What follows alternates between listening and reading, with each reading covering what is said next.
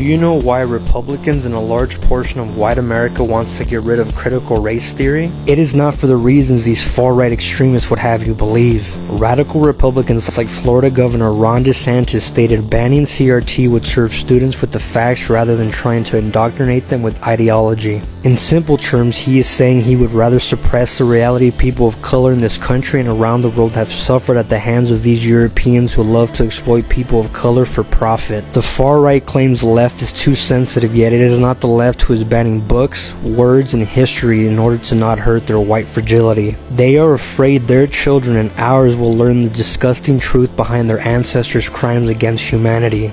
These white supremacists want our children to believe that America and white people are the pinnacle of excellence. They want us to believe that we are the criminals, murderers, rapists, and thieves, when in reality it is their people and their social system that robbed the entire Western Hemisphere from Native Americans and murdered hundreds of millions of people across the planet with what they called manifest destiny and so-called the Western civilization. But in reality, who did this actually help? I can assure you it was not our people. They exploited us for hundreds of years and they are still exploiting us to this very day. They say the American system is the greatest in the world, but the little known fact that they do not include is that it is the greatest system in the world for them. Latino and other people of color suffer poverty rates of up to 25% in the United States of America. They claim white privilege does not exist. They claim institutional racism is a myth. Yet it is our people who are in prison, it is our people who are homeless, it is our people who work hard and remain in crushing poverty. They would have you believe the reasons for this is because they are somehow superior, but history says a much different story.